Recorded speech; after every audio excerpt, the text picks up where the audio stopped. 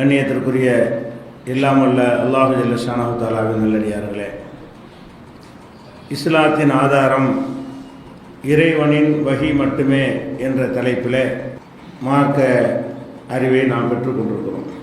இஸ்லாத்தின் ஆதாரம் இறைவனின் வஹி மட்டுமே என்று சொன்னால், அல்லாஹ் குர்ஆனிலே எதை சொல்கிறானோ அதுவும் நபிகள் நாயகம் ஸல்லல்லாஹு அலைஹி வஸல்லம் அவர்கள் எதை நமக்கு குர்ஆனுடைய விளக்கமாக சொல்லி செய்து வாழ்ந்து காட்டினார்களோ அதுவும் தான் இறை செய்தி. இதுதான் இஸ்லாத்தினுடைய ஆதாரம் என்று நம்ம அறிந்து வைத்திருக்கிறோம். இப்போ நபிகள் நாயகம் ஸல்லல்லாஹு அலைஹி வஸல்லம் அவர்கள் ஒன்றை சொல்வார்களே ஆனால் அது அல்லாஹ்வுடைய அனுமதியோடு அல்லாஹ்விடத்திலிருந்து வந்த கட்டளை அடிப்படையில் தான் சொல்வார்கள் என்கிற அடிப்படையில் அவங்க சொல்வதும் வஹி மார்க்கம் என்று நம்ம அறிந்து வைத்திருக்கிறோம். ஆனால் இதுலேயும் சில விவரங்களை உள் விவரங்களை நம்ம தெரிந்து கொள்ள வேண்டும். நபிகள் நாயகம் ஸல்லல்லாஹு அலைஹி வஸல்லம் அவர்கள் அல்லாஹ்வுடைய தூதர் என்ற ஒரு பொறுப்பு அவர்களுக்கு சுமத்தப்படுகிறது. அவர்கள் தூதராக இருந்தாலும் மனிதராகவும் இருந்தார்கள். அவங்க செய்கிற எல்லா காரியமுமே தூதர் என்ற அடிப்படையில் செய்தது என்று நம்ம சொல்லக்கூடாது.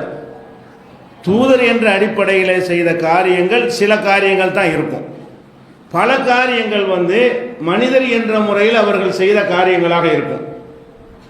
மனிதர் என்ற முறையில் அவர்கள் செய்த காரியங்கள் எல்லாம் மார்க்கம் ஆகாது. தூதர் என்கிற முறையில் செய்வாங்க இல்லையா, அது மட்டும்தான் மார்க்கத்துடைய ஆதாரம் வஹின்னு சொல்லணும். இதை புரிந்து கொள்வதற்காக வேண்டி ஒவ்வொரு மனிதரை நீங்கள் எடுத்துக்கொண்டாலும் அவர் வகிக்கிற பொறுப்பு இருக்குல்ல, அந்த பொறுப்புக்காக சில காரியங்களை செய்வார். மனிதர் என்கிற முறையில் ஒரு காரியத்தை செய்வார். இப்போ ஒரு நாட்டினுடைய பிரதமர் இருக்கிறார்.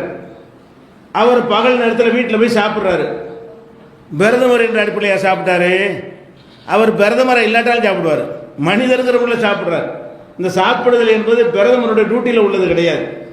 அவர் பிரதமராக இல்லாமல் இருந்தாலும் சாப்பிடுவார், நாளைக்கு பிரதமராக இல்லாமல் போனாலும் சாப்பிடுவார். பிரதமராக இல்லாத நம்மளாம் தான் சாப்பிட்றோம். அப்போ ஒருத்தர் பகல் நேரத்தில் போய் வீட்டில் சாப்பிட்றாருன்னு சொன்னால் பிரதமர் சாப்பிட்டாருன்னு சொல்லுவோம். அதுக்கு என்ன அர்த்தம்? பிரதமராக சாப்பிட்டான்னு அர்த்தம் கிடையாது. அவர் மனிதராகத்தான் சாப்பிடுகிறார். பிரதமர் என்கிற அந்த பொறுப்புக்காக அவர் சாப்பிடவில்லை. அதே நேரத்தில் ஒரு அதிபரை, அமெரிக்க அதிபரை பிரதமர் வரவேற்றாருங்கிறோம். இது பிரதமராகத்தான் வரவேற்கிறார். நீங்கள் நல்லா போய் வரவேற்க முடியாது. ஒரு நாட்டின் அதிபரை இன்னொரு நாட்டுடைய அதிபர் தான் வரவேற்க முடியும். சில ஒப்பந்தங்களில் கையெழுத்து போடுறாரு. அந்த கையெழுத்து போடுறாருன்னு சொன்னால் பிரதமராக கையெழுத்து போட்டதும் இருக்கும். அவரே சொந்தத்துக்கு ஒரு வீடு வாங்குறாரு, கையெழுத்து போட்டு வாங்குறாரு பிரதமர். அது பிரதமராக வாங்கினதா? இல்லை. அவருடைய சொந்த தேவைக்கு ஒரு வீட்டை வாங்கினார்னு சொன்னால் பிரதமர் பங்களா வாங்கினார்னு சொல்லுவாங்க. பிரதமர் வாங்கினாரா அந்த மனிதர் வாங்குறாரா? அந்த மனிதர் தான் வாங்குறாரு. பிரதமர் வாங்கினார்னு எப்போ சொல்ல முடியும்? நாட்டுக்காக ஏதாவது ஆயுதங்கள் வாங்குறாரு, நாட்டுக்காக பொருள்களை இறக்குமதி பண்ணுறாரு, தேசத்துக்காக ஏதாவது வாங்கி சைன் பண்ணாருன்னு சொன்னால் அப்போ தான் பிரதமராக கையெழுத்து போடுறாருன்னு அர்த்தம். அந்த மனிதன் போடுற கையெழுத்துலேயே பிரதமராக போடுற கையெழுத்தும் இருக்கிறது, தனி மனிதனாக போடுற கையெழுத்தும் இருக்கிறது. இதே மாதிரி எல்லாத்துக்குமே ஒரு சாதாரண ஒரு சின்ன ஒரு நிறுவனத்தில் ஒரு நடத்தக்கூடியவராக இருந்தால் அந்த நிறுவனத்தில் உரியவர் என்கிற முறையில் பேசக்கூடிய பேச்சும் இருக்கிறது, மனிதராக அவர் செயல்படக்கூடிய பேச்சும் இருக்கிறது. இப்படி எல்லா மனிதர்களுக்குமே அவங்களுடைய பொறுப்புக்காக சிலர் செய்வாங்க இல்லையா, அந்த பொறுப்புக்காக செய்கிற மாதிரி பொறுப்பு இல்லாமல் இருக்கும் பொழுதும் சில காரியங்களை அவங்க செய்வாங்க. இப்போ தூதர் என்பது என்ன? அது ஒரு பொறுப்பு. அல்லாஹ்வுடைய தூதர் என்பது இயற்கையில் உள்ள தன்மையா, பிறக்கும் போதே ஒட்டிக்கிட்டு வந்த ஒரு சுபாவமா? அது இல்லை. 40 வயசு வரைக்கும் அவங்க தூதர் அவளா இல்லை. தூதர் என்பது அல்லாஹ்வால் செய்யப்பட்ட ஒரு நியமனம். நபிகள் நாயகம் ஸல்லல்லாஹு அலைஹி வஸல்லம் அவர்களை அல்லாஹ் தூதர்னு நியமிக்கிறான்ல, பொறுப்பு நியமித்த காரணத்தினால் அல்லாஹ்ட்டேருந்து வர்ற செய்தியை நமக்கு கரெக்டாக தருவாங்க. அவ்வளவுதான். அல்லாஹ்ட்டேருந்து எல்லாத்துக்குமா செய்தி வந்துகிட்டு இருக்கும். எத்தனை மணிக்கு காலை சாப்பாடு, எத்தனை மணிக்கு மத்தியான சாப்பாடு, எத்தனை மணிக்கு தூங்கணும், இதெல்லாம வகையில் வந்துகிட்டு இருக்கு. இதெல்லாம் அவங்க 40 வயசுக்கு முன்னாடி எப்படி செஞ்சாங்களோ அப்படி செஞ்சுக்கிடுவாங்க. எத்தனை மணிக்கு அவங்க சாப்பிட்டு பழகினாங்களோ அப்படி சாப்பிட்டுக்குருவாங்க. எத்தனை மணிக்கு படுத்து உறங்கினார்களோ அது மாதிரி உறங்கிக் கொள்வார்கள். அல்லது அவங்களோட உடம்பு டயர்டாகும் போது படுத்து தூங்குவாங்க. இதெல்லாம் வகி டயர்டாகி விட்டது நீ படு அப்படின்லாம் என்ன செய்யாது, வகிலாம் வராது. அப்போ மனிதன் என்கிற முறையில் எல்லா மனிதனுக்குமே சில ஆசாபாசங்கள் தேவைகள்லாம் இருக்கும். சரி, அவங்க குடும்ப வாழ்க்கையில் ஈடுபடுறாங்க, இதெல்லாம் தூதருங்கிற முறையில் ஈடுபடுறாங்க இல்லை, மனிதருங்கிற முறையில் ஈடுபடுறாங்க. அவங்க ஈடுபடுற மாதிரி தான் எல்லாரும் ஈடுபடுறாங்க. அல்லாஹ்வுடைய தூதர் எப்படி குடும்ப வாழ்க்கையில் ஈடுபடுகிறார்களோ அதே மாதிரி தான் எல்லா மனிதர்களுக்கும் குடும்ப வாழ்க்கை ஒன்று தேவையாக இருக்கிறது. அதே மாதிரி உண்ணுவது, பருகுவது, மலஜலம் கழிப்பது, இது மாதிரியான பல காரியங்கள் தூதர் என்கிற முறையிலையும் செய்யக்கூடிய காரியங்களும் இருக்கும். தூதர் இல்லாமல் மனிதர் என்கிற முறையில் செய்யக்கூடிய காரியம் இருக்கும். நமக்கு எது மார்க்கமாகும்? எதை தூதர்ங்கிற முறையில் செஞ்சாங்களோ அதான் மார்க்கம். அதுதான் வஹி. இஸ்லாத்தின் ஆதாரம் வஹி மட்டுங்கிறோம்ல. அல்லாஹ்வுடைய தூதருக்கு அவங்களுடைய எல்லா செயலும் வஹி கிடையாது. இப்போ நேற்றைய தினம் பல சம்பவங்களை சொல்லி காட்டணும். அதில் ஒரு சம்பவம் என்ன? குருடர் வந்ததுக்காக கடுகடுப்பானாங்கல்ல, அது வஹிலையா? வஹியில கடுகடுப்பு எல்லாம் கண்டிக்கிறான். ஒரு குருடர் வர்றாரு, கோவப்படுறாங்க, கோவப்பட்டு முகத்தை திருப்பிக்கிறாங்க. அல்லாஹ் அபசவத்தை வல்லாண்டு ஒரு வசன சூறாவை இறக்கி அவங்களுடைய செயல் தவறுன்னு சுட்டி காட்டுறான். இந்த கோவப்பட்டாங்க வகையிலையா? இல்லை. அவங்களாம் மனிதனுங்கிற முறையில் என்ன செய்வாங்க? அவங்க ஒரு முடிவு எடுத்திருக்கும் பொழுது அதை யாராவது டிஸ்டர்ப் பண்ணாங்கன்னா அவங்களுக்கும் வரும்ல, எனக்கு வரும்ல, அது மாதிரி அவங்களுக்கு வந்தது. அப்போ மனிதர் என்கிற முறையில் தான் அந்த கோபம் வந்ததுனால தான் அல்லாஹ்வை கண்டிக்கிறான். பல விஷயங்கள் அவங்க கோவப்பட்டது, சில ஆத்திரப்பட்டது, அது எல்லாமே எதில் சேரும் என்று சொன்னால் மனிதர் என்கிற முறையில் உள்ளதாகத்தான் சேரும். அப்போ நபிகள் நாயகம் ஸல்லல்லாஹு அலைஹி வஸல்லமுடைய செயல்களை நம்ம என்னவா பிரிக்கணும்? ரெண்டா பிரிக்கிறோம். அல்லாஹ்வுடைய தூதராக இருந்தாலும் உதாரணத்துக்கு புரிந்து கொள்வதற்காக நான் சில உதாரணங்களை சொன்னால் உங்களுக்கு தெளிவாக வழங்கிவிடும். இப்போ நபிகள் நாயகம் ஸல்லல்லாஹு அலைஹி வஸல்லம் அவங்க காலமெல்லாம் உணவு பேரிச்சம்பழம் தான் அல்லது கோதுமை ரொட்டி தான் சாப்பிட்டாங்க. இப்போ நம்ம நாட்டில் இருக்கிற இந்த அரிசி அவங்க பார்த்தது கூட இல்லை, சாப்பிட்டது கூட இல்லை. அரிசி சோறு சாப்பிட்றோம்ல, இந்த சோறை ரசூலுல்லாஹ் சாப்பிட்டதில்லை. அவங்க ரொட்டி தான் சாப்பிட்டாங்க, பேரிச்சம்பழம் தான் சாப்பிட்டாங்க. அப்போ இந்த கோதுமை ரொட்டி ரசூலுல்லாஹ் சாப்பிட்டதுனால அதை சுன்னத்துன்னு யாராவது சொல்லுவோமா? அனைவரும் கோதுமை ரொட்டி தான் சாப்பிடணும். 72 கூட்டத்தில் யாராச்சும் சொல்லுவாங்களா? அப்படி யாராச்சும் செய்கிறாங்களா? கோதுமை ரொட்டி எடுத்து வச்சு சுன்னத்தான உணவு சாப்பிடுங்க, சோறுலாம் ஆக்காது வீட்டில், ஒவ்வொரு நாளைக்கு கோதுமை ரொட்டி சாப்பிட்டீங்கன்னா ரசூலுல்லாஹ் ஃபாலோ பண்ண நன்மை கிடைக்கும். உண்மைதான், ரசூலுல்லாஹ் கோதுமை ரொட்டி சாப்பிட்டது உண்மை, அதில் எந்த பொய்யும் கிடையாது. கோதுமை ரொட்டி தான் சாப்பிட்டார்கள். இந்த நம்ம நாட்டில் எந்த உணவும் சாப்பிடவே இல்லை. நபிகள் நாயகம் ஸல்லல்லாஹு அலைஹி வஸல்லம் கோதுமை உணவு சாப்பிட்டாலும் அதை சாப்பிடுவது சுன்னத்து, ஒரு இபாதத்து, அது ஒரு நன்மையான காரியம், அதுதான் சிறந்தது அப்படின்னு யாராச்சும் சொல்றாங்களா? 4 மதுஹபில் சொல்றாங்களா? வேற எந்த குரூப்லயா சொல்றாங்களா? நாம சொல்றோமா? நம்மளை எதிர்க்கிறவங்க சொல்றாங்களா? யாரும் சொல்ல மாட்டாங்க. ஏன் சொல்ல மாட்டேங்கிறாங்க? கோதுமை ரொட்டி சாப்பிட்டது வஹியில் அல்ல, தெரியுது நமக்கு. அது வஹி சாப்பிடல. 40 வயசுல வஹி வருது, அதுக்கு முந்தி தானே சாப்பிட்டாங்க. 40 வயசுல தான் அதை செஞ்சா தான், 40 வருஷமா இல்லாம திடீர்னு 40வது வயசுல எடுத்து ரொட்டி திங்கிறாங்கன்னா அங்கேருந்து வகி வந்திருக்குன்னு எடுக்கலாம். 39 வயசுல அதான் சாப்பிட்டாங்க, 38ல அதான் சாப்பிட்டாங்க, 35ல் அதான் சாப்பிட்டாங்க. நபியாக ஆவதற்கு முன்னாடியே அதுதான் சாப்பிட்டாங்கும் போது ரசூல் ஸல்லல்லாஹு அலைஹி வஸல்லம் கோதுமை ரொட்டி சாப்பிட்டார்கள் வந்தால் அதை சுன்னத்து நினைக்கக்கூடாது, அது வகி இல்லை. ஏன்? நபியாவதுக்கு முன்னாடி சாப்பிட்டாங்க, அவங்களோட எதையும் கூட சாப்பிட்டாங்க. ரசூலுல்லாஹ் மட்டும் தான் கோதுமை ரொட்டி சாப்பிட்டாங்களா? அவங்கள எடுத்து சண்டை போட்டாங்க, அவங்களும் அதான் சாப்பிட்டாங்க. அபூஜஹலோட சுன்னத்துங்கிறதா ரசூலுல்லாஹ்வோட சுன்னத்துங்கிறதா? இதை அபூஜஹல் ரொட்டி தானே சாப்பிட்டான். அபூஜஹலோட உணவும் ரொட்டி தான், ரசூலுல்லாஹ்வுடைய உணவும் ரொட்டி தான். அப்போ இந்த ரொட்டி என்பதை ரசூலுல்லாஹ் சாப்பிட்டதுக்கு என்ன காரணம் என்றால், அவர்கள் நபியாக ஆனதற்கும் ரொட்டிக்கும் சம்பந்தம் இல்லை.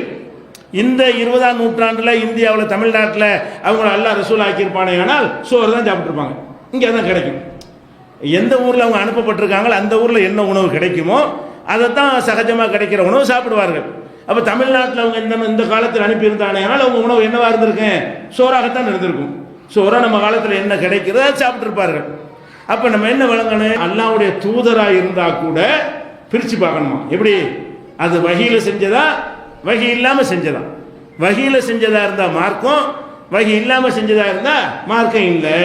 யாருமே கோதுமை ரொட்டியை உணவு சொல்றதும் கிடையாது. அதே மாதிரி எடுத்துக்கிட்டிங்கன்னா, இப்போ ரசூல் ஸல்லல்லாஹு அலைஹி வஸல்லம் காலத்தில் பல நோய்களுக்கு பலர் உள்ளாக இருக்கிறாங்க, அவங்களே பல நோய்க்கு உள்ளாக இருக்கிறாங்க. அப்போ நோய் உள்ளாகும் போது அந்த காலத்தில் என்ன மருத்துவம் இருக்குது அதுதான் செய்வாங்க. இப்போ நம்ம பாட்டி வைத்தியம், நம்ம ஒரு 50 வருஷத்துக்கு முன்னாடி என்ன வைத்தியம் பண்ணோம்? இந்த அலோபதி இதெல்லாம் வருவதற்கு முன்னாடி வீடுகளில் ஏதாவது நோய் வந்தால் என்ன செய்வோம்? பாட்டி வைத்தியம்னு சொல்லி பத்து போடுவோம், தைலம் தேய்ச்சிக்கிடுவோம், கட்டு போடுவோம், இது மாதிரியான ஒரு குருணி போட்டு குடிப்போம். இதுதான் நம்ம அந்த காலத்தில் உள்ள வைத்திய முறையாக 50 வருஷத்துக்கு முன்னாடி இருந்தது. அதுக்கு இதை விட கொஞ்சம் பின்தங்கின வைத்தியங்கள் இருந்திருக்கும். 1400 வருஷத்துக்கு முன்னாடி இது போன்ற சில வைத்தியங்கள் தான் இருந்திருக்கும். அந்த வைத்தியத்தை ரசூலுல்லாஹ் செஞ்சாங்கன்னா நபி வழி மருத்துவம்னு போட்டு ஏமாத்துறாங்க. நபி வழி மருத்துவமா? இப்போ நபி வழி ரொட்டின்னு சொல்லப்ப அது வைத்தியம் என்பது வகையிலே செஞ்சாங்க, ரசூல்லா மட்டும் அதை செஞ்சாங்க.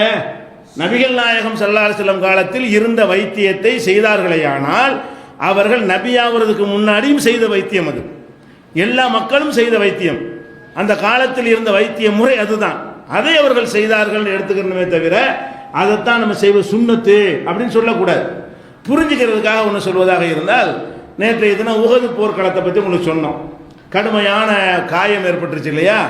காயம் ஏற்பட்ட உடனே என்ன செய்கிறாங்க, அவங்கள்ட்ட கேட்குறாங்க, ஐயிஷையின் துவிய ஜுர்ஹு நபி ஸல்லல்லாஹு அலைஹி வஸல்லம், ரசூல் ஸல்லல்லாஹு அலைஹி வஸல்லம் அவங்களுடைய காயத்திற்கு எதன் மூலம் வைத்தியம் செய்யப்பட்டது அப்படின்னு சஹல் இப்னு சாதிட்ட வந்து கேட்கும் பொழுது அவங்க என்ன செய்கிறாங்கன்னு கேட்டால், அலி ரலியல்லாஹு அன்ஹு அவர்கள் தன்னுடைய கேடயத்தில், கேடயம்னா போருக்கு வச்சுருப்பாங்கல்ல, ஒரு கையில் வாள் வச்சுருப்பாங்க தாக்குறதுக்கு, இன்னொரு கையில் எதிரிகள் தாக்காமல் இருப்பதற்கு தடுப்பாக வச்சுருப்பாங்க. கேடயம்ங்கிறது தடுக்கிறதுக்கு உள்ளது, வாள் என்பது தாக்குறதுக்கு உள்ளது. அப்போ அலி ரலியல்லாஹு அன்ஹு அவர்கள் கேடயத்தில் கொஞ்சம் தண்ணியை, கேடயம்னு பாத்திர மாதிரி இருக்கும்ல, அதில் கொஞ்சம் தண்ணீர் எடுத்து கொண்டு வந்தார்கள். ஃபாத்திமா ரலியல்லாஹு அன்ஹா தண்ணியை வச்சு அந்த ரத்தக்கரையெல்லாம் கழுவி விட்டார்கள். கழுவுன உடனே ஒரு பாய், கோரைப்பாய், ஈச்சம்பாய் இருக்குல்ல, அந்த பாய் ஒன்று எடுத்து அதை எரித்து சாம்பலாக்கி அந்த சாம்பல் எடுத்து அப்படியே அந்த காயம்பட்ட இடத்துல பூசினவுடனே ரத்தம் நின்றுச்சு, ரத்தம் ஓடியது நின்றது இப்படின்னு சொல்லி புகாரியில் 200 நிறைய இடத்துல இருக்கிறது, புரிஞ்சுக்கிறது 243 உதாரணத்துக்காக. அப்போ புகாரியில் 243வது ஹதீஸில் என்ன இருக்கிறது, ஒரு காயம் ஏற்பட்டால் அதுக்கு செய்கிற வைத்தியம் என்ன, சாம்பலை பூசிக்கொள்வதுன்னு இருக்கிறது. இன்னைக்கு ஒருத்தர் ஆக்சிடென்ட் ஆனால் சாம்பல் பூச முடியுமா? சாம்பல் பூசுற நல்ல வைத்தியமா? ஒன்றும் இல்லாதது பரவாயில்லை. அந்த காலத்தில் இது அதுவும் இல்லாட்டி ரத்தம் ஓடி செத்து போயிடும். அந்த காலத்தில் இதை கூட செய்யலாம், ரத்தத்தை தடுக்கவில்லை என்று சொன்னால் ஆள் இன்னும் சீக்கிரம் போயிடுவாங்க. அதனால அந்த சாம்பலை போட்டு என்ன செய்யாங்க, ரத்தம் வராமல் தடுத்து கொண்டார்கள். இப்போ சாம்பல்லாம் பூசினா இன்ஃபெக்ஷன் ஆயிரும், அதெல்லாம் செய்யக்கூடாது அப்படிங்கிற மாதிரியான ஒரு காலத்தை நம்ம இன்னைக்கு வாழ்ந்து கொண்டிருக்கிறோம். அப்போ இது யாராவது காயம்பட்டு ஆக்சிடென்ட் ஆகிவிட்டால் உடனே பாயை எரிச்சு சாம்பலை பூசுங்க, ரசூலுல்லாஹ் தான் பூசுனாங்க அப்போ அப்படின்னு சொல்லி சுன்னத்து சொல்ல முடியுமா? அது வகையில் செஞ்சது கிடையாது. இந்த வைத்தியம் எல்லாம் இது ரசூலுல்லாஹ் அவங்க ஆக்கப்படாட்டால் தான் செஞ்சிருப்பாங்க. இறை தூதர் ஆக்கப்படலன்னு வைங்க, வேற ஏதோ ஒரு காரணத்தினால காயம் வந்துருச்சுன்னு வைங்க, அப்போ எதை செஞ்சிருப்பாங்க? அப்போ இறை தூதருங்கிற முறையில் செஞ்ச விஷயங்கள் பிரித்து பார்க்க நமக்கே தெரியும். இறை தூதருங்கிற முறையில் செய்கிறாரா, இறை தூதர் அல்லாத முறையில் செய்கிறாரா, அது நமக்கே தெரியும். ஒரு வீட்டில் ஒரு நாட்டினுடைய முதலமைச்சராக இருக்காரு, அவர் வீட்டுக்கு வர்றாரு, மனைவிட்டு சோறு வைங்கிறாரு, அது முதல்வர் வகையில் சொல்றாரா, கணவர் சொல்றாரா? கணவர் சொல்றாரு. அவர் முதல்வராக இருக்கலாம், முதல்வராக இருந்தாலும் என்ன செய்யறாரு, சோத்தை வைங்கிறாங்க வீட்டில் வந்து சோறு வைக்க சொன்னா எந்த அடிப்படையில்? தமிழ்நாட்டு முதலமைச்சர் அடிப்படையிலையா? இல்லை, அவர் உங்க வீட்டுடைய கணவர் உள்ள கொண்டு வந்து என்ன செய்யறாரு, சாப்பாடு எடுத்து வைக்க சொல்றாரு.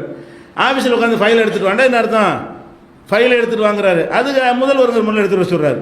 இப்படி நமக்கே தெரியும் அந்த பொறுப்புக்காக செய்கிற விஷயங்களா அல்லது பொறுப்பேற்ற இயல்பாக செய்யக்கூடிய காரியங்களா, ரெண்டாக பிரிக்கணும். இயல்பாக செய்கிற காரியங்கள் எல்லாம் எதில் சேர்க்கக்கூடாது, மார்க்கத்தில் சேர்க்கக்கூடாது, அது வகியில் செய்கிறது கிடையாது, வகி வராமலும் செய்வார்கள். அப்போ இந்த மாதிரி தான் புரிந்து கொள்ளணும் மருத்துவத்தை எல்லாம். அதே மாதிரி இப்போ ரசூல் ஸல்லல்லாஹு அலைஹி வஸல்லம் அவர்கள் இப்போ நம்ம எத்தனை விதமான சட்டையெல்லாம் போடுறோம். உண்மையில் அவங்களோட ஆடையை நீங்கள் ஆய்வு செஞ்சு பார்த்தீங்கன்னா இப்போ நம்ம போட்டிருக்கிற எந்த விதமான ஆடையும் அவங்க போட்டதே கிடையாது. நம்ம போடுற மாதிரியான இந்த மாதிரியான ஆடைகள்லாம் அந்த காலத்தில் இல்லை. என்ன, ஒரு போர்வை தான் போத்துவாங்க, ஒரு போர்வை அப்படி சுற்றிக்கிறாங்க, முழு கையுமே வெளியே தெரியும். காலமெல்லாம் இதுதான் போத்திருந்தாங்க. கீழே ஒரு வேஷ்டி, கட்டி கொள்ளக்கூடிய ஒரு வேஷ்டி, மேலே ஒரு போர்வை. சில நேரங்களில் பிறநாள் இது மாதிரி விசேஷத்துக்காக வேண்டி ஒரு சட்டை ஒன்று வச்சுருப்பாங்க, அதை போட்டுக்கொள்வார்கள். சட்டைனா உழைப்புலாம் இருக்காது, கை வச்சதுக்கு பேர் சட்டையுமாங்க, அவ்வளவுதான், வழங்குதா? அது அந்த காலத்தில் உள்ள முறைப்படி தச்சு வச்சுருப்பாங்க. அது காலர்களெல்லாம் கிடையாது. இப்போ நம்ம ரசூல் ஸல்லல்லாஹு அலைஹி வஸல்லம் எப்போ பார்த்தாலும் இந்த துணியை தான் போர்த்தி கொண்டிருந்தார்கள். அதனால் நம்மளும் என்ன செய்யணும், துணியை தான் போத்துற சுன்னத்து நேராக சொல்லுவோமா? ரசூல்லா போத்துன்னு நிஜம். ரசூல் ஸல்லல்லாஹு அலைஹி வஸல்லம் அவர்கள் ஒரு மேலே ஒரு துணியை போட்டு இப்படி ஒன்று போட்டுக்கொண்டு கை முழுசும் வெளியே தெரிகிற மாதிரி தான் நடமாடினார்கள். அந்த காலத்தில் தான் கிடைச்சிச்சு. இந்த மாதிரியான நினைச்ச நேரத்தில் துணி எடுக்கிற ஜவுளி கடை, ரெடிமேட் கடையெல்லாம் அப்போ இல்லை. அந்த காலத்தில் என்ன கிடைக்குமோ அதை வைத்துக்கொண்டு அவங்கள்ட்ட பொருளாதாரத்துக்கு தகுந்தவாறு அந்த காலத்தில் மக்கள் எப்படி வாழ்ந்தாங்களோ அந்த மாதிரி எல்லா மக்களும் அப்படி தான் வாழ்ந்தாங்க. ரசூல்லா மட்டும் வாழவில்லை, எல்லா மக்கள் அந்த மாதிரி தான் வாழ்ந்தார்கள். அதே மாதிரி ரசூல் ஸல்லல்லாஹு அலைஹி வஸல்லம் வாழ்ந்திருக்கிறாங்கன்னு எடுத்துக்கொள்ளணுமே தவிர நாம் ஆடை அணிவதாக இருந்தால் ஒரு துண்டை போர்த்தி கொண்டு தான் வெளியே நடமாட வேண்டும், அதுதான் சுன்னத்து, பெரிய நன்மையான காரியம் சொல்ல முடியுமா? ஏன் சொல்ல முடியாது என்றால் அவங்க அந்த நாட்டு வழக்கம் அது. யாரிடத்திலாம் ட்ரெஸ் கம்மியாக இருக்கிறது அவங்க இதைத்தான் ட்ரெஸ்ஸாக ஆக்கி கொள்வார்கள். ட்ரெஸ் வசதி உள்ளவர்கள் வந்து கூட குறைய ஆடைகளை வைத்திருப்பார்கள். இப்படியாக நம்ம என்ன செய்யணும், பிரித்து விளங்கி கொள்ள வேண்டும். இப்போ நபிகள் நாயகம் ஸல்லல்லாஹு அலைஹி வஸல்லம் அவர்கள் வந்து ஆயிஷா ராய் என்ன பண்ணுறாங்கன்னு கேட்டால், ஒரு முரட்டு வேஷ்டி ஒன்று எடுத்து அதை வந்து காட்டுறாங்க. யமனில் தயாரிக்கப்பட்ட ஒரு யமன் நாட்டில், யமன் சொல்கிறாங்கல்ல, அந்த நாட்டில் தயாரிக்கப்பட்ட ஒரு முரட்டு வேஷ்டி எடுத்து ஒரு மேற்போர்வை எடுத்து இந்த ரெண்டையும் அணிந்த நிலையில் தான் ரசூல் ஸல்லல்லாஹு அலைஹி வஸல்லம் மரணித்தார்கள். கீழே வந்து முரட்டு வேஷ்டியும் மேலே ஒரு போர்வையும் அணிந்த நிலையில் தான் மரணித்தார்கள். அந்த போர்வையும் வேஷ்டியும் தான் இருக்குது அப்படின்னு சொல்லி அவங்க மனைவி ஆயிஷா நாயகி மக்கள் மத்தியில் என்ன செய்கிறாங்க, எடுத்து காட்டுறாங்க. ஒரு கேள்வி கேட்கும்போது, மரணிக்கும் போது எந்த ஆடை அணிந்திருந்தார்கள் ஒருத்தர் கேட்குறாரு. அதுக்கு சொல்லால் விளக்காம எடுத்துக்கொண்டாந்து காட்டி விளக்குறாங்க. இது ரெண்டையும் தான் போட்டிருந்தாங்க பார்த்துக்க அப்படின்னு. அப்போ என்ன வழங்குறது, அவங்களுடைய முரட்டு வேஷ்டி அணிவது, ஒரு முரட்டு போர்வை போர்த்தி கொள்வது தான் அவங்களுடைய ஆடைன்னு விளங்குது பெரும்பாலும். அது சுன்னத்து சொல்லுவோமா?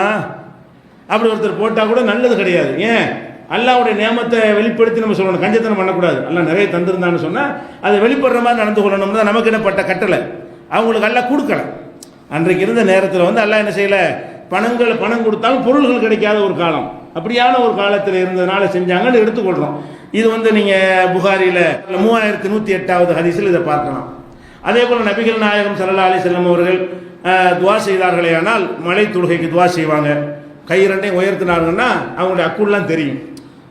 அவ்வளோதான், ஆடையுடைய அளவு அவ்வளோதான். அந்த மாதிரியாக இன்னைக்கு ஒருத்தர் செஞ்சார்னா இமாமத்தோடு விரட்டி விட்டுருவாங்க. அஜர் தொழுவிச்சார்னு வைங்க, அக்குள் தெரிகிற மாதிரி தொழுவிச்சார்னா அஜரத்தை வச்சுக்கிறோமா, நம்ம செய்ய மாட்டோம்.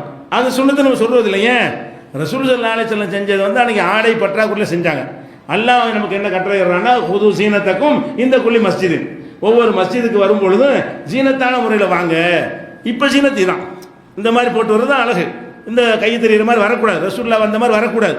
ரசூல் ஸல்லல்லாஹு அலைஹி வஸல்லம் இப்போ இருந்தாலும் இப்படி வரமாட்டாங்க. எப்படி அன்னைக்கு வந்தாங்கல்ல, கை மண் தெரிகிற மாதிரி வரமாட்டாங்க. அன்னைக்கு உள்ள ஜீனத், அன்னைக்கு என்ன கிடைச்சிச்சோ அது அன்னைக்கு ஜீனத். இன்னைக்கு வந்து ஜீனத்தை கூடி போய் விட்டது. அந்த ஜீனத்தோட நீங்கள் பள்ளியாசலுக்கு வரணும்னு நல்லா கட்டளை இடுறான்.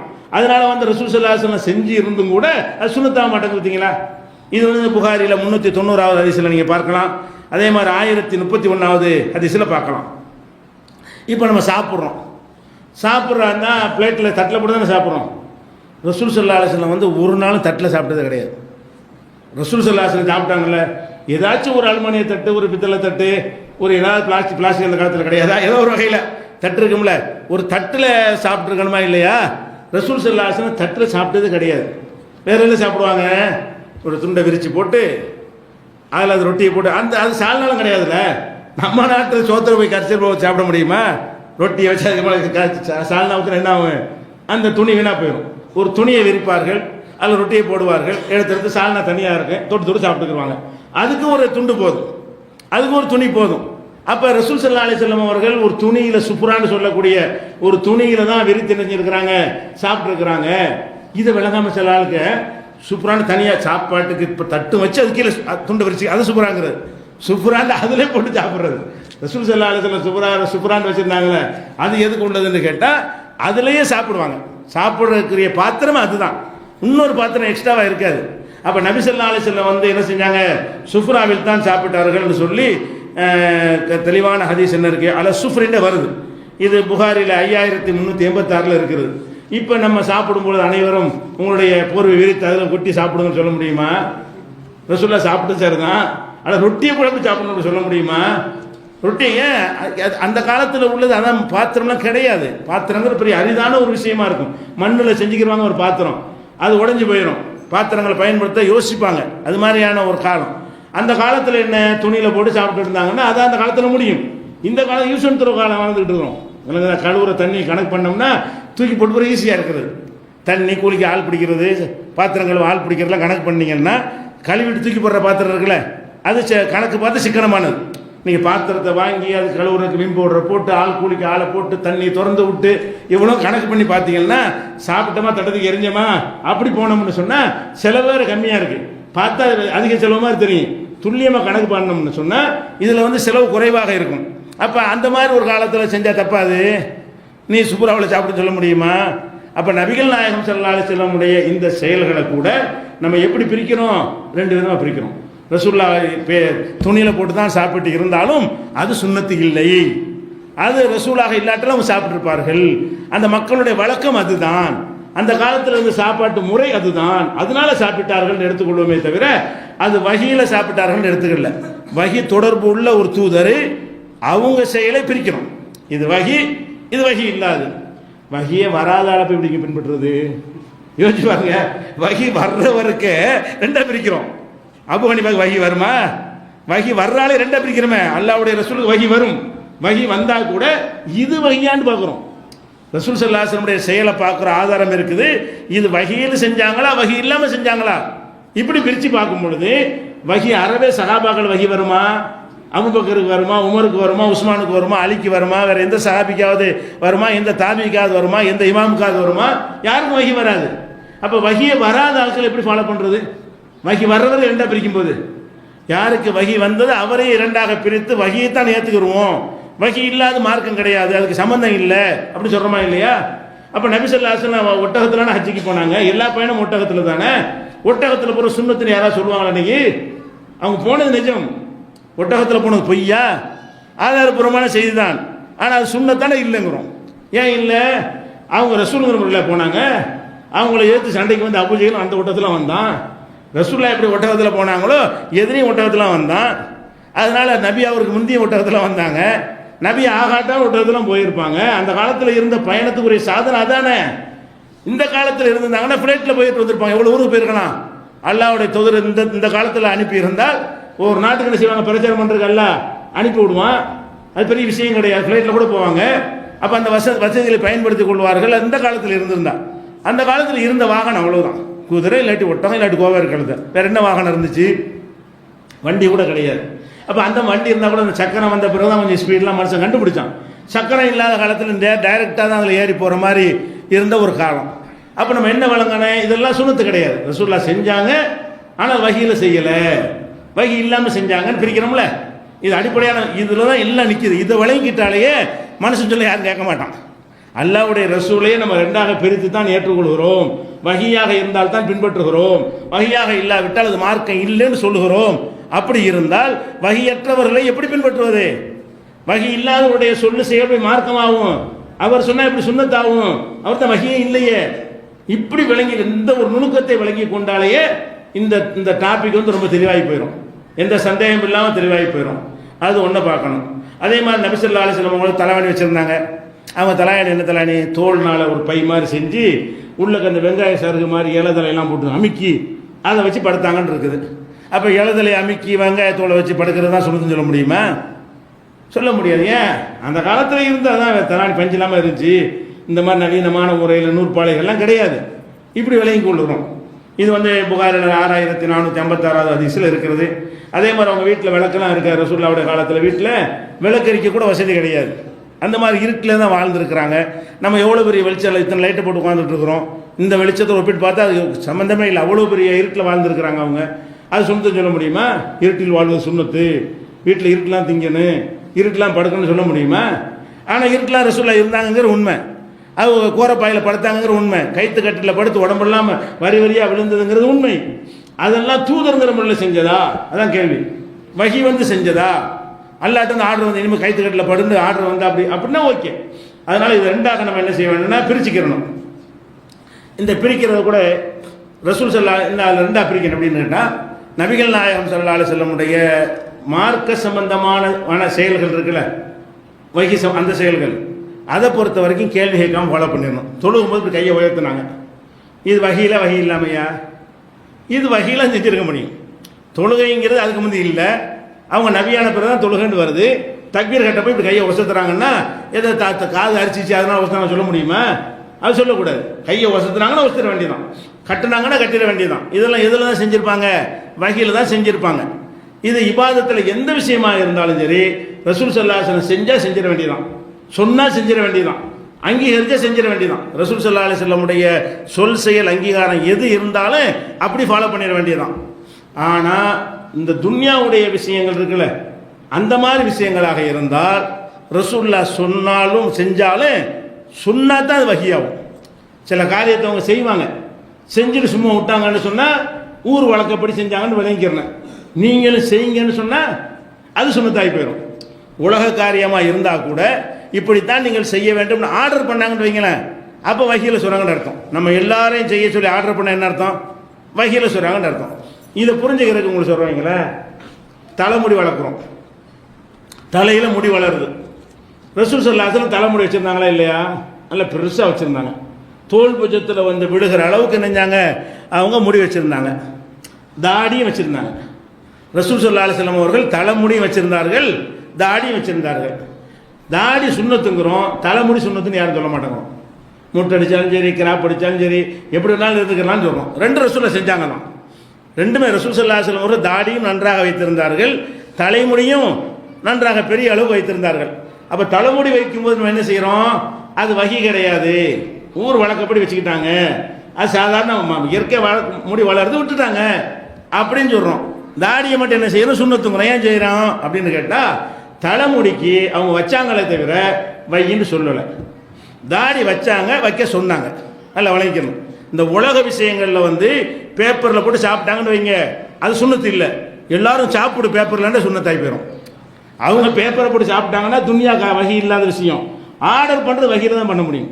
எல்லாரும் ஒட்டகத்தில் தான் போக வேண்டும் இப்படி சொல்லியிருந்தா வகையாக போயிடும். நல்லா அவங்க ஒட்டகத்தில் போனாங்கன்னு வைங்க, வகி இல்லை. அது இயற்கையாக நடக்கிற ஒரு காரியங்கள்.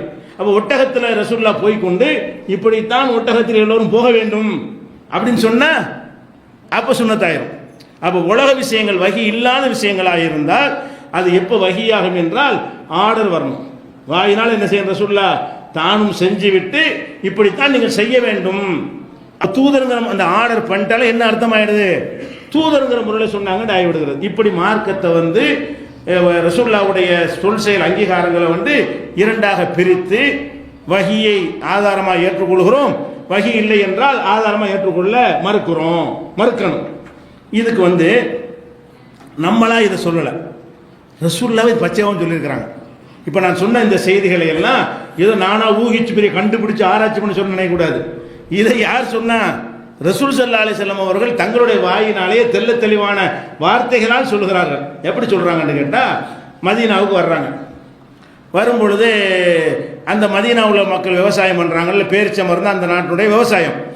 பேரிச்ச மரத்தை வந்து சேர்க்கை, மகரந்த சேர்க்கை மூலமாக அந்த ஒரு 2 ஆண் மரம் பெண் மரம் எடுத்து கட்டி என்ன செய்வாங்க, ஒரு உற்பத்தி பண்ணிட்டு இருக்கிறாங்க. இது மக்காவில் ரசூல்ல பார்க்காத ஒரு வழக்கம். இது மக்காவில் தானே சொந்த ஊர், அங்கேருந்து வர்றாங்களா, இவங்க விவசாயம் ஒரு வித்தியாசமாக தெரியுது, என்ன ஒரு டைப்பாக இருக்க என்னன்னு கேட்குறாங்க. அவங்க என்ன செய்கிறாங்கன்னு கேட்டால், இதனால் எங்களுக்கு வந்து ஒரு பயன் கிடைக்கும், இப்படி செஞ்சால் நல்ல உற்பத்தி ஆகும் அப்படிங்கிறாங்க. அப்போ ரசூல் ஸல்லல்லாஹு செய்கிறாங்க, மாலும் யுகுனிதாலிக்கு செய்யா, இதில் ஒரு பெரிய நன்மை இருக்கிறனால தெரியலையே அப்படிங்கிறாங்க. ரசூல் ஸல்லல்லாஹு அலைஹி வஸல்லம் வந்து இந்த மக்கள் விவசாயம் செய்கிறாங்களா, அந்த மெத்தேடு அது அவங்களுக்கு வித்தியாசமாக அதிசயமாக இருக்கிறது, அதை வேணாங்கிற மாதிரி ஒரு சொல்கிறாங்க. உடனே சஹாபாக்கெல்லாம் அதை விட்டுடுறாங்க. அந்த மரங்களை சேர்க்கிறாங்கல்ல, சேர்க்கை செய்கிறது, அதை விட்டுட்டு இயற்கையாக விட்டுட்டாங்க. விட்டுட்டா மகசூல் குறைஞ்சி போச்சு. மகசூல் நேரத்தில் வந்து பார்க்குறாங்க, எல்லா மரத்துலையும் காய்ச்சி தொங்குறதுக்கு பதிலாக ஒன்றுமே இல்லாமல் கிடக்கு. அப்போ என்ன கேட்குறாங்க, மாலி நகலிக்கும், எதுக்காக என்ன உங்கள் பேரிச்ச மரம்லாம் இப்படி இருக்குது அப்படின்னு கேட்குறாங்க. அப்போ என்ன செய்கிறாங்க சகாபாக்கள்லாம், நீங்கள் எனக்கு சொன்னீங்க, உங்கள் சொல்ல கேட்டு தான் அப்படி ஆயிடுச்சு, நான் என்ன தூதராக சொன்னேன். ரசூல் என்ன செய்கிறாங்க, நான் தூதர் முறையில் சொன்னேன். அவங்க சொல்கிறாங்க, இன்கான என் போகும் தாலிக்க பள்ளியசனவு, இதில் உங்களுக்கு நன்மை கிடைக்கும்னா செஞ்சுட்டு போக வேண்டியதானே. இப்போ இன்னமா அனுத்துலன்னா, நான் ஒரு என் கருத்தை தான் சொன்னேன். ஃபொலாத்து ஆஹிதூனிபில் தண்ணி, கருத்துக்காக வேண்டி என்னை குற்றம் முடிச்சிடாதீங்க. ஒலாக்கின் இதா ஹத்தஸ்துக்கும் அனில்லாஹி ஷையன், அல்லாவிடமிருந்து ஒரு செய்தியை நான் உங்களுக்கு சொன்னேனே ஆனால் ஃபுஹுதுபிஹி, அதை கண்டிப்பாக நீங்கள் எடுத்துக்கொள்ளணும். நானாக சொன்னேனே ஆனால் அது நீங்கள் எடுத்துக்கொள்ள அவசியம் கிடையாது. நான் மனிதனா வகையில் சொன்னது இல்லை. இந்த பேரிச்சமர விவசாயத்தை பற்றி சொன்னது வந்து நான் மக்காவில் பார்க்காத ஒன்றை நீங்கள் செஞ்சதுனால ஒரு டிஃப்ரெண்டாக இருந்தனால சொன்னனே தவிர இது நல்ல மார்க்கப்படி இது நல்லது இல்லைன்னு உங்களை சொன்னேன்னா அப்படின்னு சொல்லி ரசூல் ஸல்லல்லாஹு அலைஹி வஸல்லம் செய்கிறாங்க. அந்த நான் சொன்னதை கேட்டீங்கன்னு கேட்குறாங்க. இது முஸ்லிம்ல 4356 இருக்கிறது. இன்னொரு இடத்துல இதே அறிவிப்பு இன்னொரு அறிவிப்பில் வருது, இன்னமா ஆன பஷரும், நானும் ஒரு மனிதன், இதா அமர்த்துக்கும் செய்யின் மின் தீனிக்கும், உங்கள் தீன் சம்பந்தமாக நான் எதையாவது உத்தரவிட்டால் ஃபுஹுதுபிஹி, அதை எடுத்துக்கொள்ளுங்கள். ஒய்தா அமர்த்துக்கும் செய்யும் என் ரையே, என்னுடைய சொந்த அபிப்பிராயத்தின் மூலமாக எதையாவது நான் உங்களுக்கு சொன்னால் இன்னமான பஷரும், நான் ஒரு மனிதன் தான், ஏற்க தேவையில்லை சரின்னு பட்டா எடுத்துக்கிறேன், இல்லாட்டி விட்டு போங்க. அது மார்க்கம் கிடையாது. ரசூலுல்லாஹ் பிரிக்கிறாங்க. தீனு மார்க்க சம்பந்தமா, மறுமை சம்பந்தமா, வணக்கம் சம்பந்தமா, ஹலால் ஹராம் சம்பந்தமா, சட்டத்திட்டம் சம்பந்தமா நான் ஏதாவது சொன்னால்தான் நீங்கள் அதை எடுத்துக்கொள்ளணுமே தவிர, மற்ற விஷயங்களை சொன்னால் உங்களுக்கு ஒரு கருத்து இருக்கிற மாதிரி எனக்கு ஒரு கருத்து இருக்கும். நான் என் கருத்தை சொல்லுவேன். அது உங்களுக்கு சரின்னு பட்டா எடுத்துக்கொள்ளலாம், இல்லாட்டி என்ன செய்யலாம், விட்டு விடலாம் என்று ரசூல் ஸல்லல்லாஹு அலைஹி வஸல்லம் அப்படி ரெண்டா பிரிக்கிறாங்க. என்னுடைய செயலில் வஹி உள்ளதும் இருக்கிறது, வஹி இல்லாததும் இருக்கிறது, தீன் உள்ளதும் இருக்கிறது, தீன் அல்லாது இருக்கிறது. தீனை சொன்னா ஏத்துக்கிறங்க, தீன் அல்லாத சொன்னால் யோசிச்சு பார்த்து உங்க முடிவு. விரும்புனா ஒட்டகத்தில் பிறந்தா போய்க்கிறங்க, இல்லாட்டி விட்டுட்டு போங்க. அப்படி அது உங்க விருப்பத்தை சேர்ந்தது என்று ரசூல் ஸல்லல்லாஹு அலைஹி வஸல்லம் பிரிக்கிறார்கள். முஸ்லிம்ல 4357வது ஹதீஸாக இருக்கிறது. இதே மாதிரி இன்னொரு சம்பவத்தை பாருங்க. இப்போ ரசூல் ஸல்லல்லாஹு அலைஹி வஸல்லம் காலத்தில் பரீரான்னு ஒரு அம்மா இருந்தாங்க. இந்த பரீராங்கிறவங்க ஒரு அடிமையாக இருந்து ஆயிஷா நாய்கிட்ட அடிமையாக இருந்து ஆயிஷா நாயகி விடுதலை செஞ்சு அவங்கள வந்து ஒரு கண்ணியமான முறையில் வச்சுருந்தாங்க. ரசூலுல்லாஹ் வீட்டிலே வேலைகள்லாம் செஞ்சுக்கிட்டு இருக்கிற ஒரு அம்மா. அந்த அம்மா அவங்களுக்கு முகைஸ்னு ஒரு ஆளை கல்யாணம் பண்ணி வைக்கிறாங்க. பரீராங்கிற அம்மாவுக்கு முகைஸ்னு ஒரு ஆளை கல்யாணம் பண்ணி வைக்கிறாங்க. அவங்க ரெண்டு பேருக்கும் ஒத்து போகலை. இந்த அம்மா என்ன செய்யுதுன்னு கேட்டால், நான் இவரோட வாழ மாட்டேன், எனக்கு வேணாம். கல்யாணம் பண்ண பிறகு அந்த புருஷனை வேணான்னு சொல்லுது. கணவனை வேணான்னு சொல்லக்கூடிய உரிமை மனைவிக்கு இருக்கிறது.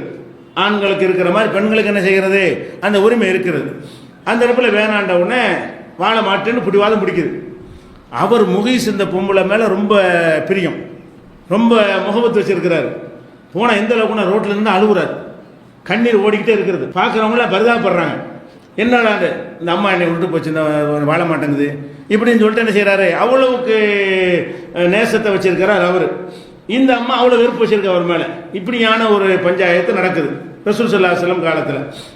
அப்போ என்ன செய்கிறாங்கன்னு கேட்டால், அப்பாஸ் வந்து இதை சொல்கிறாங்க ரசூல்லாட்ட, இந்த மாதிரி பாவமாக இருக்குது, இந்த அம்மா வாழ மாட்டேங்குது, அந்த ஆள் பார்த்தா பாவமாக இருக்குது, ஏதாவது அறிவுரை சொல்லுங்கள் அப்படின்னு சொல்லிட்டு சொன்னோடனே ரசூல் ஸல்லல்லாஹு என்ன செய்கிறாங்கன்னு கேட்டால், பரீராவை கூப்பிட்டு, பரீரா இத்தனைக்கு ரசூல்லாவுடைய மூத்த சேர்ந்தவங்க, ரசூல்லாவுடைய மனைவியால் தான் விடுதலை செய்யப்பட்டிருக்கிறாங்க ஆயிஷா நாய்கிட்ட, இல்லை வீட்டில் பழக்கமாக உள்ளவங்க. அப்படி இருந்து ரசூல்லா என்ன செய்கிறாங்கன்னு கேட்டால், லவ் ராஜேத்திஹி, நீ அவரோட சேர்ந்து வாழலாம்ல, இந்த மாதிரி செய்கிறிய, அவரோட சேர்ந்து வாழு அப்படின்னு சொல்கிறாங்க. இப்போ ரசூல்லா சொன்னோன்னே இந்த பரீரா பாருங்க நுணுக்கமாக கேட்குறாங்க, இதை வந்து மார்க்க கட்டளையா அவங்க சொந்த ஆலோசனையான்னு கேட்குறாங்க.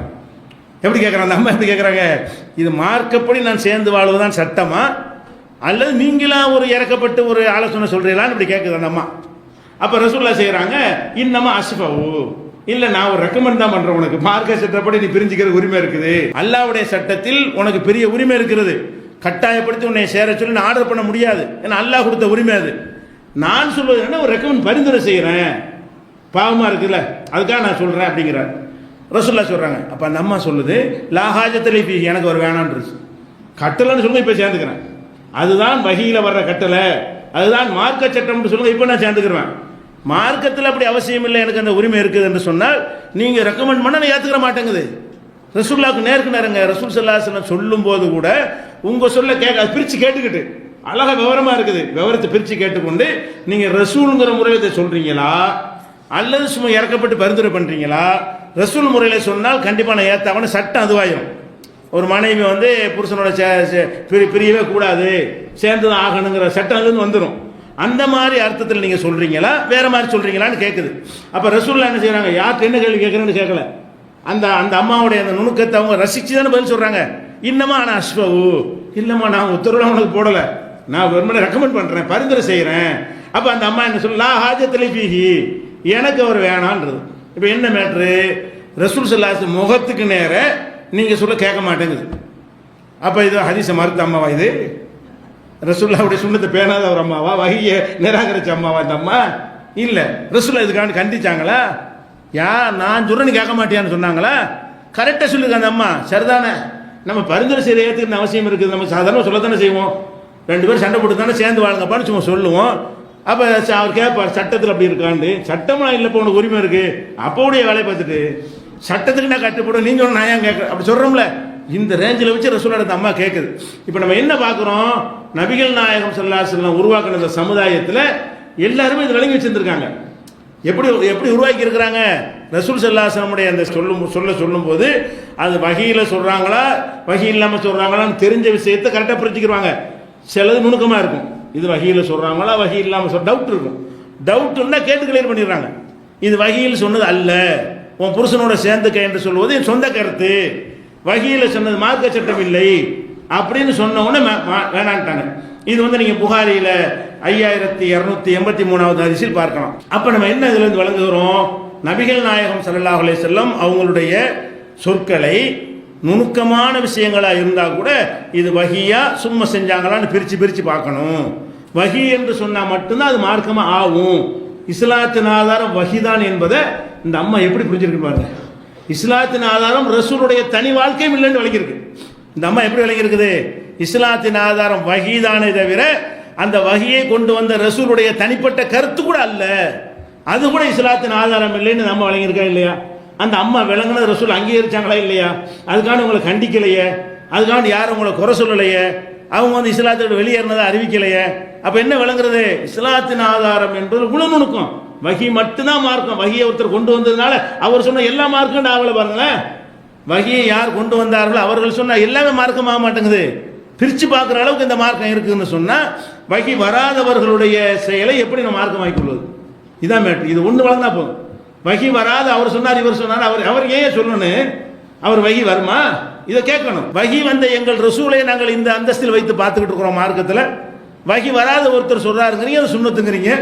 வஹி வராதவர் ஹலால் ஆக்குறாருங்கிறீங்க, ஹராம் ஆக்குறாருங்கன்னு கேட்கணுமா இல்லையா? அவ்வளவு நுணுக்கமா அந்த ஹதீஸ், இந்த ஒரு ஹதீஸ் போதும். அதே போல நபி ஸல்லல்லாஹு அலைஹி வஸல்லம் ஒரு விருந்துக்கு போறாங்க. விருந்துக்கு போகும்பொழுது அவங்களுக்கு உடும்பு கறியை பல உணவோடு வைக்கும்போது உடும்பு கறியை வச்சிடுறாங்க. உடும்பு வந்து மார்க்கத்தில் அனுமதிக்கப்பட்ட ஒரு உணவு தான். அது உடும்புங்கிறது தடுக்கப்பட்ட உணவு இல்லை. அது பார்த்தா ஒரு மாதிரியா ஓனான் மாதிரி எலி மாதிரி தெரிஞ்சாலும் இஸ்லாத்தில் தடுக்கப்பட்ட உணவு கிடையாது. அறிவியல் பூர்வமாக நல்ல வலுவான உணவு. உடம்பு சாப்பிட்டான்னு செய்ய ரொம்ப உடம்பு ஸ்ட்ராங்காகவும் போயிடும். அந்த உடும்பு வந்து வச்சிடுறாங்க. வச்சவொன்னே ரசூலுல்லாஹ் சாப்பிட போகும்போது அந்த விருந்து வச்சவங்க சொல்றாங்க, இது வந்து உடும்பு சொல்லிக்கணும்ல, என்னன்னு தெரியாம சில ஆளுங்க ஆட்டுக்கறி சாப்பிடுவாங்க, மாட்டுக்கறி சாப்பிட மாட்டாங்க. அவங்களுக்கு மாட்டுக்கறி வச்சோன்னு வைங்களேன், சொல்லிவிடணும் இது மாட்டுக்கறின்னு சொல்லிடுறேன். அவங்க விரும்பாத ஒன்றா இருக்கும்ல, மாட்டுக்கறியும் சாப்பிடலாம் ஆட்டுக்கறியும் சாப்பிடலாம். ஆட்டுக்கறியை சாப்பிட்ற நிறைய பேர் மாட்டுக்கறி வேணான்றுவாங்க. அப்போ நம்ம என்ன செய்யணும்? இது மாட்டுக்கறிஞ்சுன்னா கையை எடுத்துருவாங்கல்ல, மாட்டுக்கறி அப்போ வேணா வேற சாமான கொண்டு கேட்டுருவாங்க. அதுக்காக அந்த அம்மா என்ன செய்யறாங்க? ரசூல் ஸல்லல்லாஹு அலைஹி வஸல்லம் உடும்பு சாப்பிடுவாங்களா இல்லையான்னு தெரியலைன்னு நினைச்சுக்கிட்டு இன்னஹு லப்புன், இது வந்து உடும்புன்னு சொன்னோன்னு கையை எடுத்துடுறாங்க. எடுத்து சாப்பிட்றதுக்காக கையை கொண்டு போறாங்க. இது உடும்பு கறின்னு சொன்னோன்னு என்ன செய்ய, டக்குன்னு கையை அந்த உணவுல இருந்து கையை எடுத்துடுறாங்க. பக்கத்தில் ஹாலித் இப்னு வலீத், அவர் இஸ்லாத்தில் ஏற்ற பிறகு பிற்காலத்தில் நடந்த ஒரு சம்பவம் இது. அப்போ அவர் கேட்கிறாரு, ஹராமுன் ஹுவ, டக்குன்னு கையை எடுத்துறீங்களே ஹராமா? அதான் ஹராம் தான் கையை எடுப்பாங்க. சாப்பிட கையை கொண்டு போனீங்க, உடும்புன்னு சொன்னோன்னு கையை எடுத்துட்டீங்க, இது ஹராமா அப்படின்னு கேட்கிறாரு. அப்ப ரசூல் ஸல்லல்லாஹு அலைஹி வஸல்லம் சொல்றாங்க, லா ஹராம்லாம் கிடையாது. நான் இருந்த பகுதியில் இதை வந்து நான் பார்த்தது கிடையாது, இந்த உடுமை பார்த்தது கிடையாது, சாப்பிட்டு பழக்கம் கிடையாது, அதனால எனக்கு பிடிக்கல. நான் சாப்பிட்டு பார்த்து பழகாத ஒரு பிராணியா இருக்கிற காரணத்தினால எனக்கு பிடிக்கல, ஆனா ஹராம் கிடையாதுங்கிறாங்க. உடனே ஹாலித் இப்னு வலீத் என்ன செய்யறாரு? அதையும் சேர்த்து இழுத்து ரசூலுல்லாஹ்க்கு வச்சு எடுத்து இழுத்து அவர் விட்டு ஆரம்பிச்சிடுறாரு. ரசூல் ஸல்லல்லாஹு அலைஹி வஸல்லம் பார்த்து கொண்டிருக்கும் பொழுதே என்ன செய்யறாரு? எல்லாத்தையும் சேர்த்து அவர் சாப்பிட்டு முடிச்சிடுறாரு. இது வந்து புகாரில் 5400வது ஹதீஸா இருக்குது. இப்ப என்ன மேட்டர்னு கேட்டா, ரசூல் ஸல்லல்லாஹு அலைஹி வஸல்லம் ஒன்று பிடிக்கல, ஆனா ஹராம் ஆகல. பாருங்க, இந்த உடுப்பு யாருக்கு பிடிக்கல? ரசூலுல்லாஹ்வுக்கு பிடிக்கல, ஹராமாச்சா? ரசூலுல்லாஹ்வுக்கு பிடிக்கலங்கிறது வஹியால் பிடிக்காம போகல, சுபாவத்தால் பிடிக்கல, அவங்களுக்கு பிடிக்கல. அப்ப அல்லாஹ்வுடைய ரசூலுக்கு வந்து வஹியினால் அது பிடிக்காமல் போயிருந்தால் எல்லாருக்கும் ஹராமாயிருக்கும்.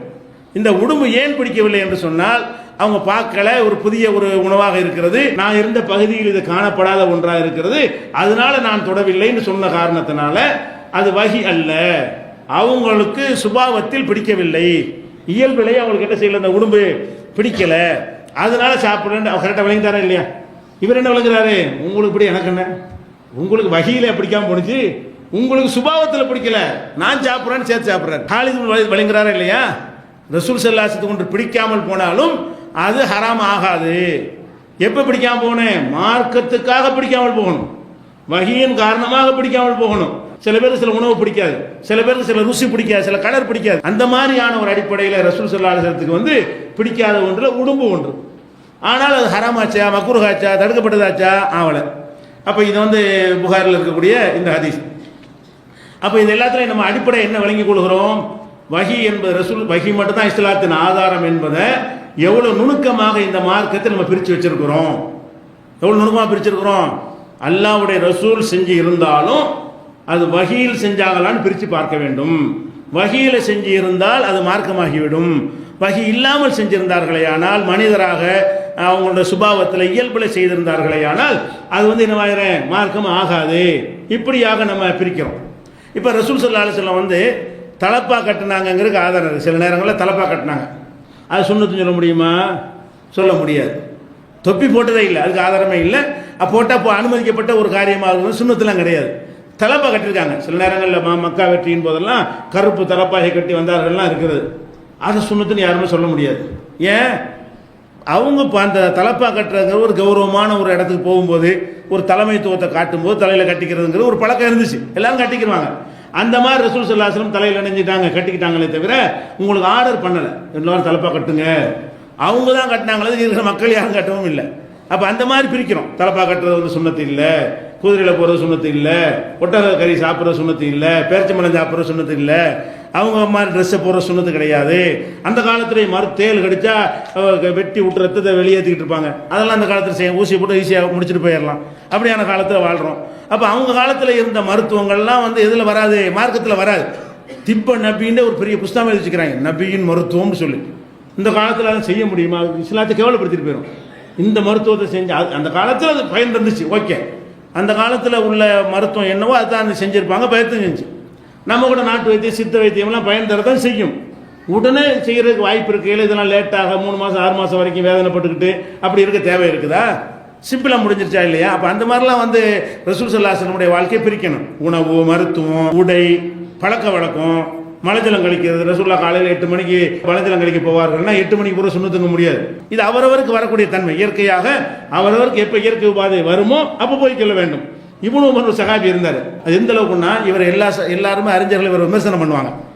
யாரா? இப்னு உமரை. அவர் என்ன செய்வார்னு கேட்டால், போவார், பிரயாணம் பண்ணி போவார்.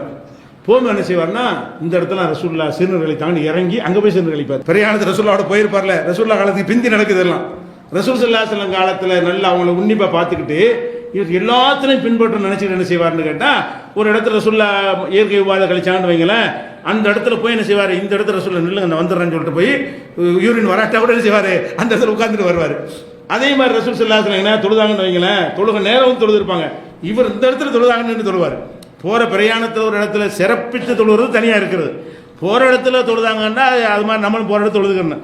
இவர் இந்த இடத்த தேர்ந்தெடுத்து என்ன செய்வார், அந்த மாதிரி செய்வார். இது அறிஞர்கள்லாம் என்ன செய்வாங்க, குறை சொல்லுவாங்க. இது வகி, அது பிரித்து பார்க்க தெரியல இவருக்கு. இப்னு உமர் ரசூலுல்லாஹ் பின்பற்றுங்கிற பேரில் ரொம்ப ஓவராக போகிற என்ன செய்கிறாரு, வகியில் பின்பற்றணும். வகி அல்லாத மலைஜலம் கழிக்கலாம் நம்ம பின்பற்ற முடியுமா? அந்த முறையை பின்பற்றணும். மலைஜலம் கழிக்கும் இந்த மாதிரி போங்க, இந்த துவா ஓதுங்க, இப்படி செய்யுங்க, அதுகளை பின்பற்றணும். அதெல்லாம் இபாதத்தில் ஒடியாந்துருது. திக்ர் செய்கிறது அதெல்லாம் வணக்கத்தில் வந்துடுது. அது இல்லாத விஷயங்களில் பின்பற்றுதல் என்பது கிடையாதுன்னு சொல்லி இப்னு உமரை எல்லா அறிஞர்களும் என்ன செய்வாங்க, எல்லா அறிஞரும் குறை சொல்லுவாங்க. எந்த அளவுக்குன்னா இவர் ரொம்ப ரொம்ப பிரிய வச்சிருந்தாரு. ஆனால் அந்த வேறுபாடு தெரியாதவர் இருக்கிறாரு. எதில் வகியில பின்பற்றணும், வகி இல்லாட்டி பின்பற்றுறது இல்லை என்பதை இவர் புரியாதவராக இருக்காரு. எல்லாத்துலேயும் போட்டு இவர் என்ன செய்வார், ஃபாலோ பண்ணிட்டு இருப்பாரு. ரசூலுல்லாஹ் நகம் வெட்டுறது பார்ப்பாரு, அந்த மாதிரி தான் வெட்டுவார். நகம் வெட்டணும்னு சொல்லிட்டு எப்படி நோட்டிக்கிற வேண்டியதானே, அதுவும் அதே மாதிரி வெட்டுவார். எல்லாத்திலும் அதே மாதிரி செய்வார். இப்படியானவர்கள் இருந்தார்கள். அப்படி தேவையில்லான மார்க்கத்தில் மற்றவர்கள் அப்படி இருக்கலை, மற்ற சகாபாக்கெல்லாம் அப்படி இருக்கலை என்பது ஹாலித் இப்னு வலீத், இந்த பரீரா, இந்த மாதிரியான சம்பவங்கள்லாம் சான்றாக இருக்கிறது. இது ஒரு அடிப்படையாக நம்ம விளங்க வேண்டிய விஷயம். வகியை கொண்டு வந்த அல்லாஹ்வுடைய தூதரை இரண்டாக பிரித்து அவங்க வகியில் சொன்னதை எடுத்துக்கொள்ள வேண்டும், வகி இல்லாமல் சொன்னதை மார்க்கம் இல்லை என்று முடிவு செய்ய வேண்டும். அப்ப இந்த பேசிக்கை வைத்து பார்த்தால் எல்லாம் பொய்யின் அடிபட்டு வருது. மதுஹபு, தரிகா, சலஃபு, கிளப்பு என்னென்ன சொல்லுகிறார்களோ அனைத்து ஆதாரங்களும் அல்லாஹ்விடத்தில் நிற்காது. வகி இல்லாதவங்களுடைய சொல்லத்தான் என்ன செய்யறாங்க, இவங்க ஆதாரமாக எடுத்துக்கொண்டிருக்கிறார்கள் என்று விளங்கிக் கொள்ளணும். அடுத்ததாக